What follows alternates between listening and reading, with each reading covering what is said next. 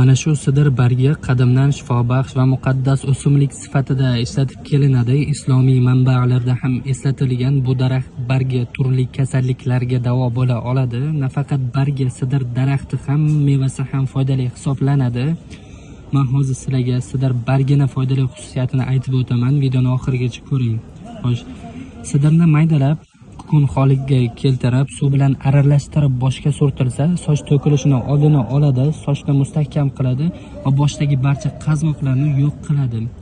Yuzdagi muammolar uchun ham foydali hisoblanadi. Qichish, yallig'lanish, yana boshqa muammolar uchun o'sha ezilgan bargini yara ustiga surtilsa, yaxshi foyda beradi.